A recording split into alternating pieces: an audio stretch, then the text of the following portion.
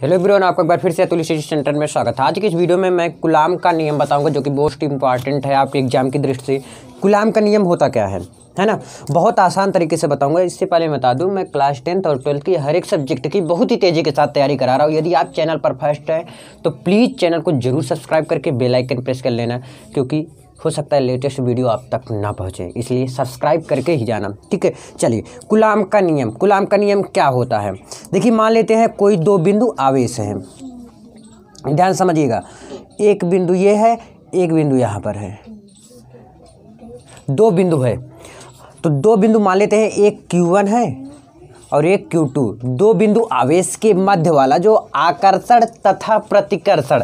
अच्छा, आकर्षण और प्रतिकर्षण क्या होता है, जैसे एक पॉजिटिव होता है और एक क्या होता है, निगेटिव होता है, ठीक है। आकर्षण तथा प्रतिकर्षण, जैसे मान लेते हैं चुंबक है, चुंबक लोहा से ही अट्रैक्ट करेगा, ना कि जैसे चुंबक है, चुंबक से अट्रैक्ट करेगा नहीं करेगा, लोहा से करेगा नहीं करेगा।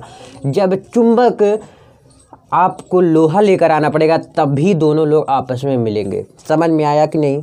तो ये दो बिंदु आवेश है, यानी कि एक Q1 है और एक Q2, यानी कि दो बिंदु आवेशों के मध्य जो आकर्षण और प्रतिकर्षण बल जो होता है, दोनों आवेशों की मात्राओं के गुणनफल के अनुक्रमानुपाती होता है। अब इसके समझिए, अब इनके एक मध्य बिंदु होगा, इसके भी मध्य बिंदु होगा। भैया, जितना ये भाग होगा उतना तो भाग ये होगा,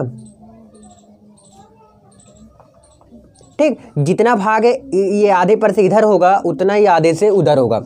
अब इसको पूरी दूरी मान लेते हैं, क्या है, R² है ये पूरी दूरी। अच्छा, जब ये पूरी दूरी R है, ध्यान से समझिएगा, आप बताइए, जब ये पूरी दूरी R² है तब बताओ कि आधी दूरी यहाँ से लेकर यहाँ तक की दूरी कितना होगा, जल्दी से बताओ। यहाँ से लेकर यहाँ तक की दूरी R होगा, क्योंकि आधा हो जाएगा ना, तो इतना R है और भी इतना R है। तो लिखेंगे क्या इसमें, दो बिंदु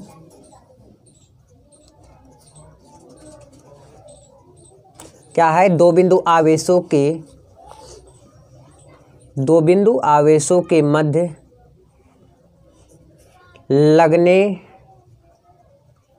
लगने वाला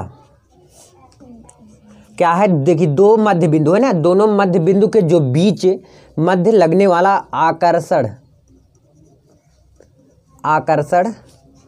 तथा प्रतिकर्षण। समझ में आया, एक माइनस एक प्लस। तो आकर्षण तथा प्रतिकर्षण बल दोनों आवेशों,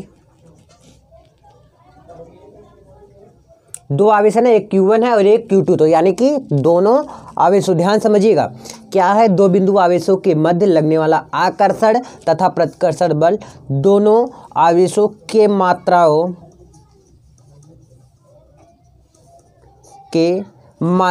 के गुणनफल के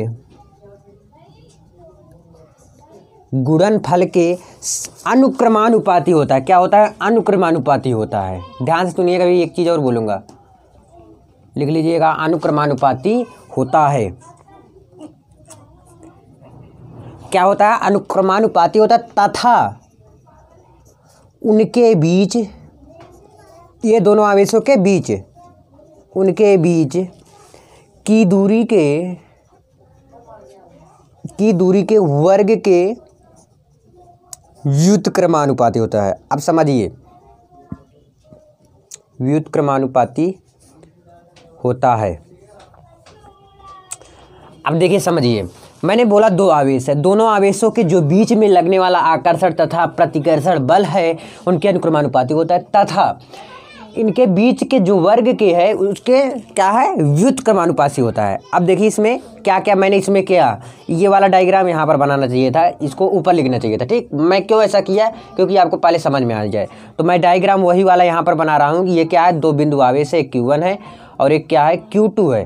तो यहाँ पर भी एक मध्य बिंदु होगा कि आधी दूरी ये होगा, आधी दूरी ये होगा। अब पूरी दूरी क्या है आपका, R² है, और यहाँ से यहाँ तक की दूरी R होगा, और यहाँ से लेकर यहाँ तक की दूरी भी R होगा। अब इसमें क्या किए हो, लिखो, यदि दो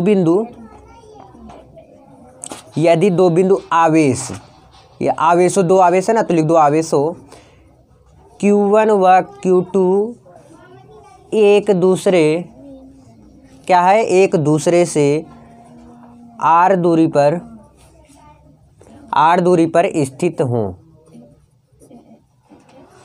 देखिए Q1 Q2 आवेश है एक दूसरे से r दूरी पर स्थित हो तो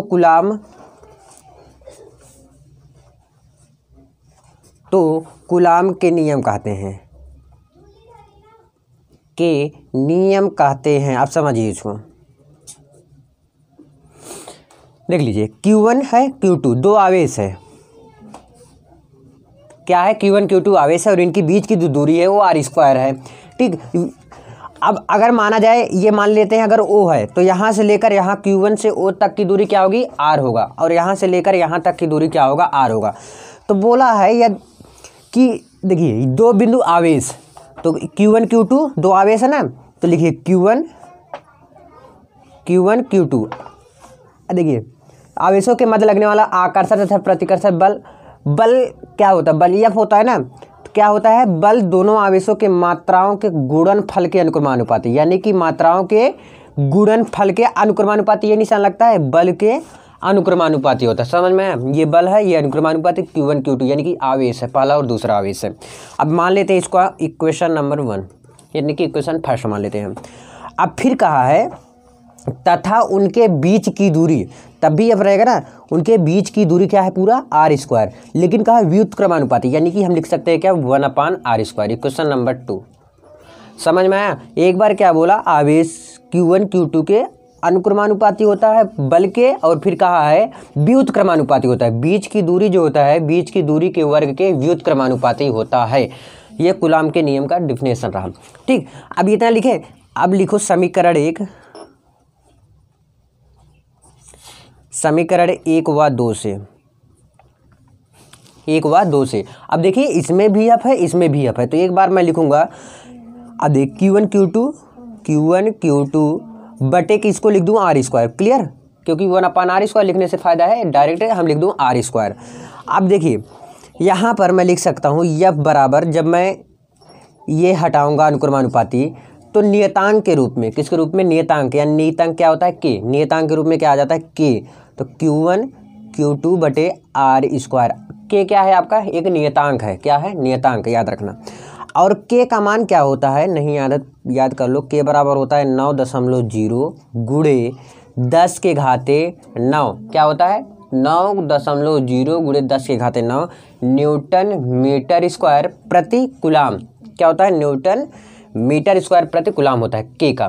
क्लियर, यहाँ तक आई होप समझ में आया होगा। अब k की जगह पर यही मान मैं रख देता हूँ, तो F बराबर क्या हो जाएगा 9.0 गुणे 10 की घाते 9 गुणे Q1 Q2 बटे के r²। ये आपका फाइनल वाला क्या आ गया, जो आपने कूलाम का नियम का फॉर्मूला देख रहे थे यही आया है। आई होप कि आपको क्लियर हो गया होगा। यदि क्लियर हो गया प्लीज़ यार लाइक करिए, शेयर करिए एंड चैनल को सब्सक्राइब करके बिना मत जाइए। बाय, मिलते हैं वीडियो में। कैसा लगा कमेंट करके जरूर बताइएगा। धन्यवाद।